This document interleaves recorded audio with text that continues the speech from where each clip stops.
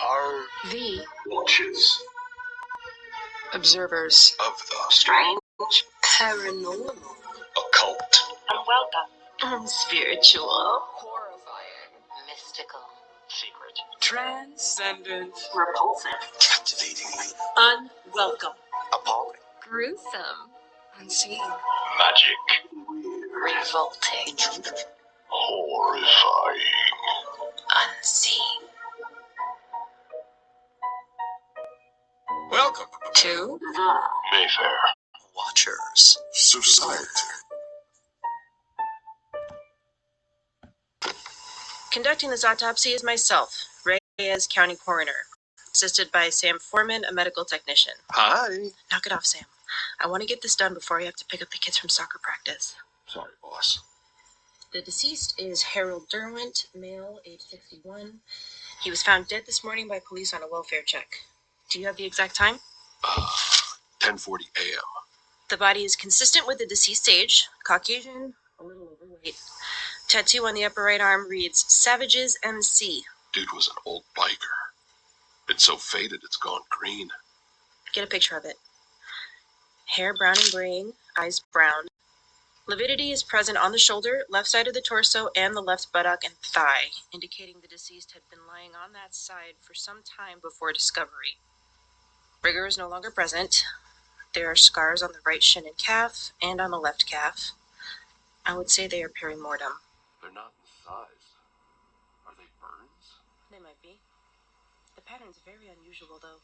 Looks kind of like one of those parasitic worms. You know, they burrow in through your feet. That's a guinea worm. Unless Mr. Derwent has spent any time recently in Northeast Africa, I think we can rule that out. Yeah, but that's what it looks like.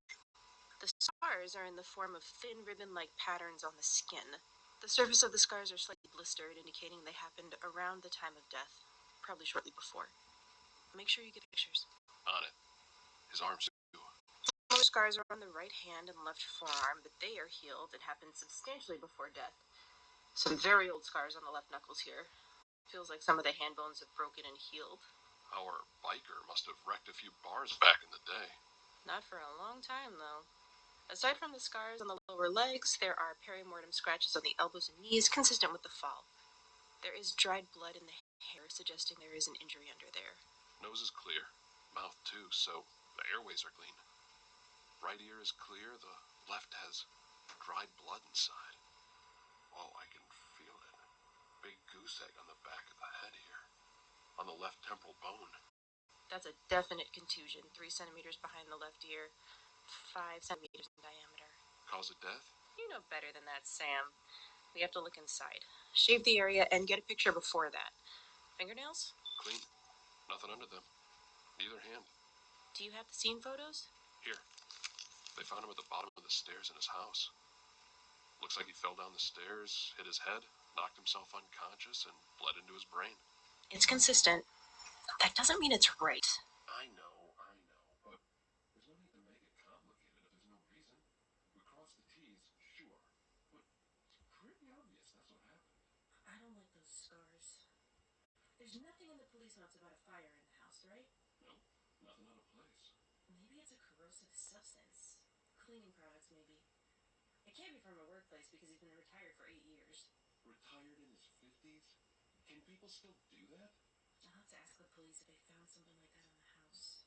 I doubt they look too hard. Like I said, it's pretty obvious how the guy bought it. Those acid burns, or whatever they are.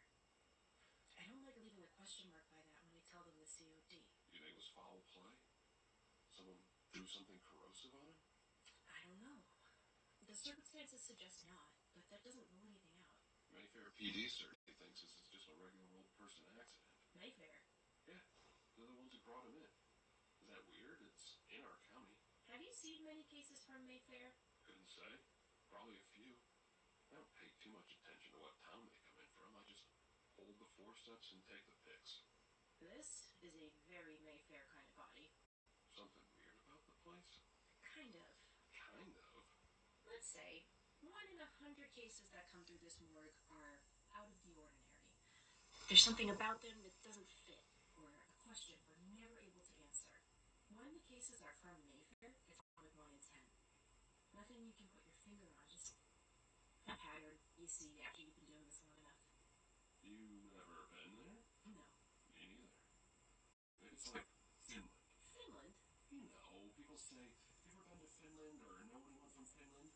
Then, how do you know Finland exists? I have a college roommate from Finland. Okay, sure, but do you know anyone from Mayfair?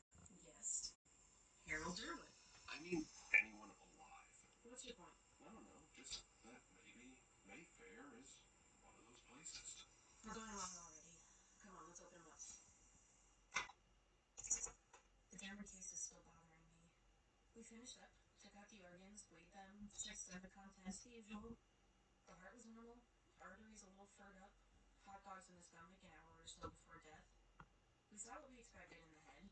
There was a depressed fracture on the left cervical bone with an accompanying subdural hematoma that built up pressure on the brain. That's the cause of death. The other minor injuries to the elbows and knees are consistent with a fall down the stairs, with the main impact being to the skull.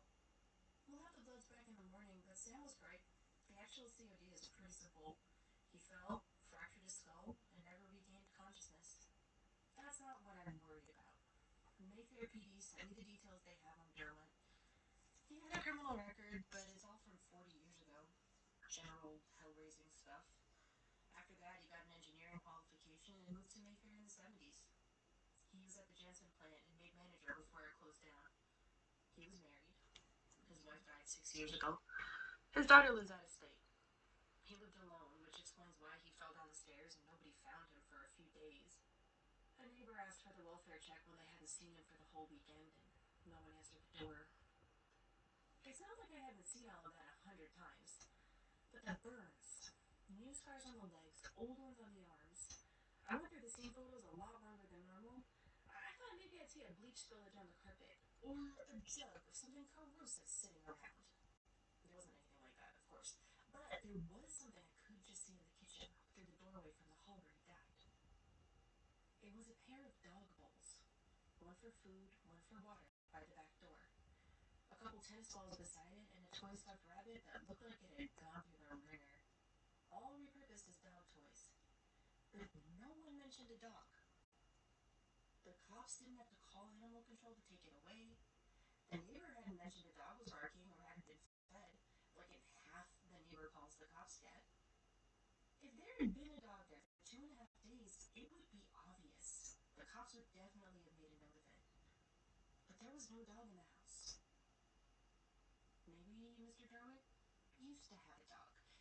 But if it had died, or if he'd given it away, would he still have the bowls and toys there?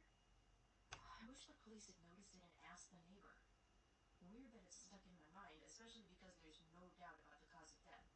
Anything beyond the COD is someone else's job. I'm not supposed to come up with the whole story. Just the physical processes that killed him. My part begins and ends with acute subdural hematoma being written on the form. But the burns, the dog, and the fact that he was from Mayfair. One of the other kids' parents picked up the girls and got them home. They haven't said anything, but they've done it a few too many times now. I'll bake them something to say thanks. And sorry.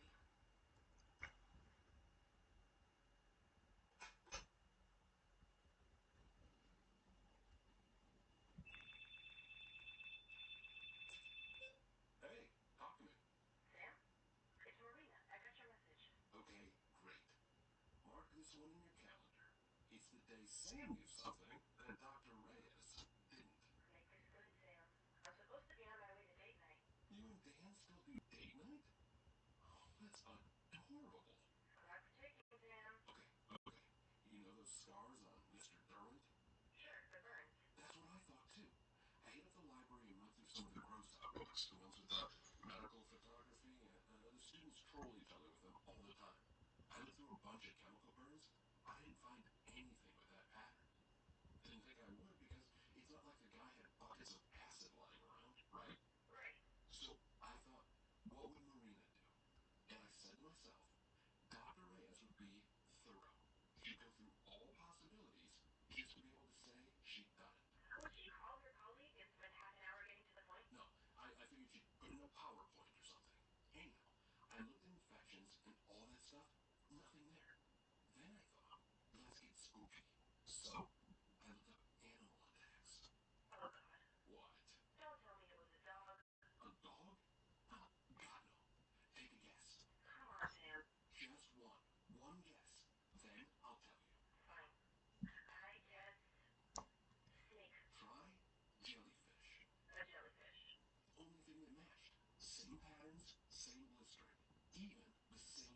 Harold Irwin was stung by a jellyfish that lived at the top of his stairs.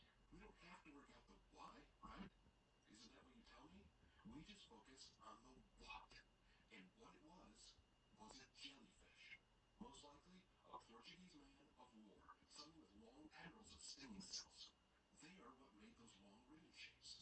appreciate the puzzle, Sam, but Harold Irwin didn't run into a Portuguese man o' war. I can't bring that back to Mayfair PD, and they can't bring it back to his daughter. Skin inflammation of unknown origin. It's the truth. Science isn't always an exact science, Sam. Sometimes we have to admit we don't know. There isn't always enough information remaining to say for certain, and we know the cause of death. Sometimes we can't even give them that. We're done.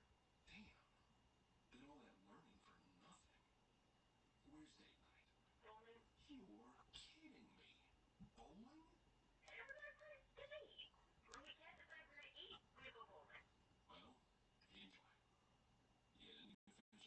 Just drop a message to Mayfair PD that I filled in all the paperwork on Derwin, and no jellyfish.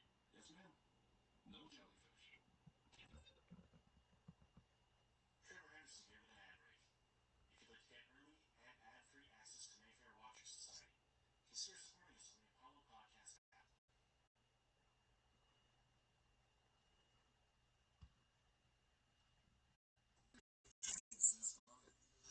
Well, the manager goes through my KPIs. Is this going to be? No? Okay. Just have to be careful about what we say. Me? For the recording? Yeah. My name is Doug Bullock. I'm a security team member at the hospital here. I'm on the midnight to 8 a.m. shift. That's what I was doing this morning. I was on my shift. I keep tabs on the ground floor and stairways to the basement. Lots of storage for drugs and chemicals and stuff down there, so they have one of us watching the stairways and helping out at the front entrance if they need it. Yeah, the morgue's down there too. This was about 4 in the morning. The night was real quiet. I was sitting in my usual spot by the stairwell reading. I read a lot when it's quiet. I keep an ear out and not get crazy bored. Plus, me and Manny on the front door are on the radio coming up with all-time teams. You know, the best left-handed team, the best guys that never won a World Series, that kind of thing. He really knows his stuff. We were talking about who the best red-headed shortstop was when I hear something moving down the corridor. I say to Manny, hold on, and go look. It was kind of scrabbling on the ground. I thought it was something one of the cleaners was doing, but there wasn't anyone down there. It was past the pharmacy, where they used to have the vending machine that was always broken. There was some kind of slime on the ground. Of course, in the hospital, you see all kinds of gross stuff on the floor, so I didn't think too much of it. Then I hear the scrabbling again, and kind of a snuffling sound. I called out to see if there was anyone there, because that part of the ground floor is shut up at night. I heard the breathing again, and switched on the light to see if someone was hiding in there. It ran right past me. I didn't have time to see it properly. It was big, the size of a person if they were running on all fours. Long body, shaped kind of like a greyhound. What was the color of raw chicken? There were these long bits of hair that whipped around it. I caught one on my ankle, through my sock. Hurt like a bastard. Must have cut skin like a whip. Still hurts. It's all busted up. I shouted something right after, but it was fast, and I just saw it going down the stairs. I called for Manny and drew my gun. No, I'd never used my gun before, not outside the range. A lot of security guards are ex-cops or military, but I was just a construction guy. I could shoot it, but I never pointed it at anyone. I ran down the stairs and I saw that whatever it was leaving that slide behind so I could tell which way it went. It was going towards the morgue.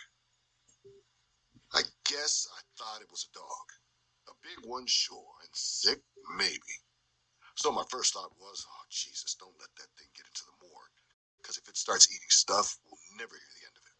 Imagine the headlines. Hospital apologizes after dog eats family's dead loved one. That's a hell of a lawsuit.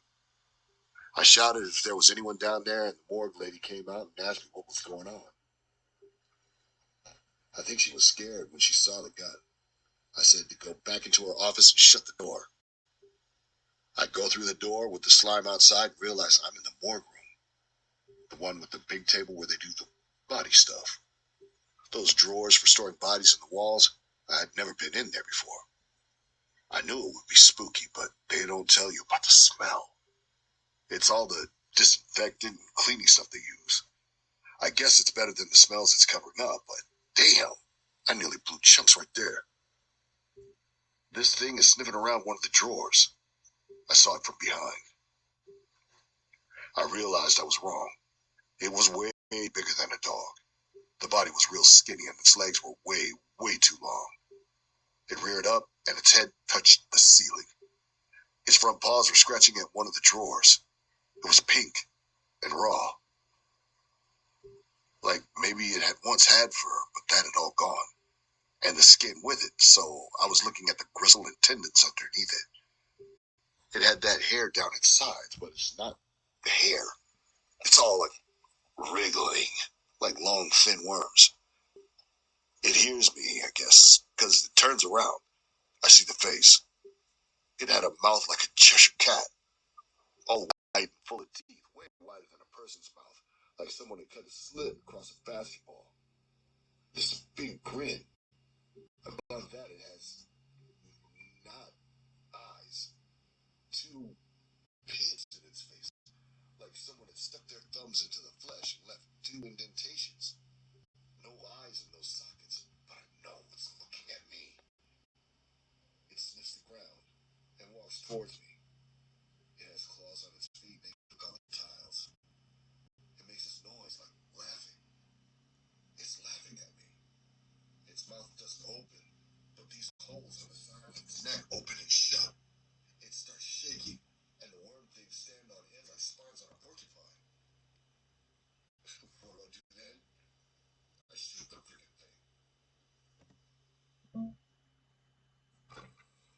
Conducting the autopsy is myself, Marina Reyes, County Coroner. Assisting me is Samuel Foreman. This procedure will not follow the normal pattern for an autopsy. You don't say. I don't know where this information will be recorded or who will have access to it, but whoever you are, I'll do my best to help you understand what I'm looking at. There aren't any rules or checklists for doing this, so I'm making it up as I go along. You okay, Marina? I think so. You? Not really. You want out? Might as well see it through. It's not like I can unsee this thing. The subject is a quadruped, approximately 2.5 meters in length and 1.5 meters tall at the shoulder. The skin is white to pale pink in color, translucent and hairless. There appears to be no outer dermal layer. Tendon and muscular structures are visible. The extremities have 3 digits, each with 3 or 4 joints. Are they fingers or toes? Can't even tell if this thing goes on all fours. It has claws here, or maybe they're like nails or just extensions of the bone. Get a picture. I'm getting pictures of everything. There aren't many chances to see one up close. I don't know anyone else who has. You ever see them from your car? From the train, sometimes, far away. Usually in the woods where you can't really see past the trees. Same. One time, I think I nearly ran something over that might have been a deer, but sure didn't look like one for the half second I saw it. I never told anyone about it. Of course not. It was just a coyote, or you imagined it. Yeah, there's always, you imagined it, then who wants to hear that? Dad said it must have been a deer. I didn't see much point in arguing. I don't think he could tell you this was a deer. People are a lot better at convincing themselves than you realize. That's another thing you'll learn on this job. Give it long enough, and you'll hear the loved ones who say their kid or brother or parent couldn't possibly have choked themselves for a good time, and they must have been murdered. The alcohol level in a car crash victim must be a mistake because they'd never drive drunk. Even cops do it. You take what's in front of your eyes and bury it deep because it doesn't fit what you want to believe. You, want to continue? The torso narrows from the shoulders to an extremely thin waist. It looks emaciated. The structure of a spine is visible. There is no tail. No, no holes either. No evidence of a digestive system on the outside. The head is roughly spherical, with a wide mouth with rows of upper and lower teeth. 46 on top, 48 on the bottom. I counted. 2 depressions analogous to eye sockets just above the mouth. Vestigial eyes, maybe. 4 slit-like openings along each side of the neck. Think they're gills? Sensory organs. The pits on a snake. 2 rows of thread-like growths along the torso. I've sealed them in plastic bags in case they sting. You saw the scar on the security guy? Looked exactly like the ones on Derwent. It's sure as hell not a jellyfish, but, well, that was kind of close. The function seems analogous to stingers on jellyfish. I'm not going to confirm that either way. I'd rather not touch them, gloves or not. The torso has 3 entry wounds and 2 exit wounds consistent with gunshots. There are 2 bullets in the door of Mr. Derwent's drawer, too. At least we don't have to work to find the cause of death. But there's a form to fill in on this one. I'm going to start opening it up. Where do you even begin? Making an educated guess, I'd say a wide incision on the underside of the torso. Help me turn it on its back. There's no blood. No blood vessels, even. No cavity. Doesn't look like there's any organs. It's just this stuff all the way through. Like slimy cauliflower. Even the skeleton is more like cartilage, barely differentiated from the surrounding tissue. There's the bullet channel, for the one that wasn't the through and through. And there's our bullet. What did it even hit? Something it couldn't do without. The mouth leads to either esophagus or a trachea, which just ends. About 60 centimeters in. Teeth like a human's, just more of them. What's the odds there's a brain? What's wrong? Marina? It went to Derwent's drawer. That's what the security guard said. Sure, that's the one with the bullets in the door. The things in the photos from the scene. The dog bowls, the toys. This isn't a dog, Marina. I know, but I had an aunt. Me too. Jesus, Sam, just listen. She fell off the porch and landed badly. She broke her neck and had to use a wheelchair. It happened when I was 6, 7. And? She tripped over her cat. Isn't a cat, either. That's not the point. There were dog bowls in the kitchen. Mr. Derwent had old scars on his arm, too. The same kind of scars, but from a while before. So, if this thing inflicted them, that means it was in contact with him long before he died. You think this was his pet? His wife died. His daughter lived in another state. He was lonely. This thing shows up, maybe it's playful. Maybe it likes him. And he doesn't run a mile? He probably did at first. But he moves around, he learns to tolerate it. Then accept it. Finally, they're keeping each other company. It stings him by accident, but they both learn how to avoid it. Then one day, he's at the top of the stairs, and it wants to play, or he doesn't see it, and he trips over it. His leg gets tangled up in the stingers, and he falls down the stairs. You really think that's what happened? No. It could have gone one of a million ways. But that's a scenario that fits all the evidence. So why is it here? Did you ever see a picture of a dog sitting by its master's grave? Maybe it wanted to say goodbye. Are we going to carry on? There's nothing more to find. How do you autopsy something that should never have been alive? This is just another 1 in 100 case that doesn't have an explanation. We clean them up and move on. So we act like we never saw this? I didn't say that. I'll append something to the paperwork. I'll say the scars on Derwent are consistent with interaction with local wildlife, potentially an invasive species. Fair PD understand what happened from that? I'm not trying to tell them what happened. Just give them the facts and tell the truth. I haven't said anything that's untrue or left out anything that's relevant. I'm just doing my job. Let's pack this up. I have to chaperone at a 10-year-old's birthday party in an hour. That's the whole of it. Along with the photographs of Harold Derwent's body and whatever it was. These audio files are the complete story. We never found out where the creature was from or whether Derwent really had kept it as a pet.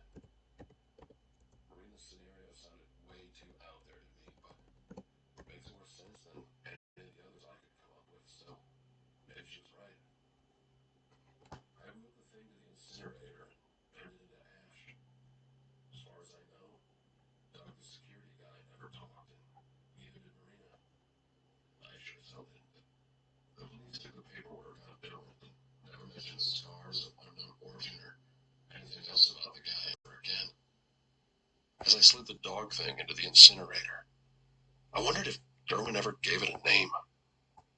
Did he talk to it like some people do to their pets? What did he feed it? Did it even eat? Did he take it for walks and throw the tennis ball for it to fetch?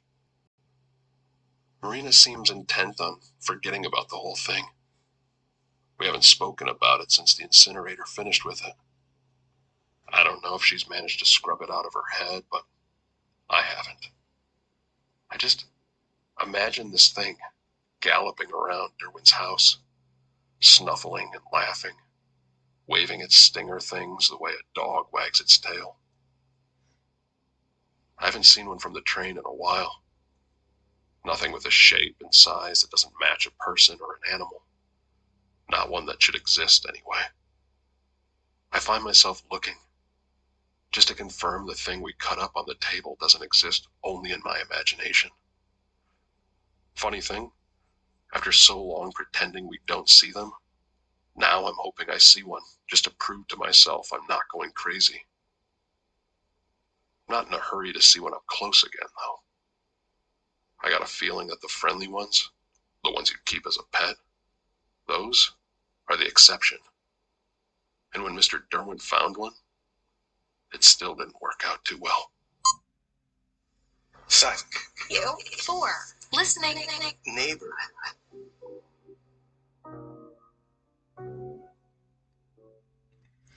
That's all we got for this video. Like, comment, subscribe. Hit that bell notifications if you haven't. Thank you guys, and I will see you in the next one, as always.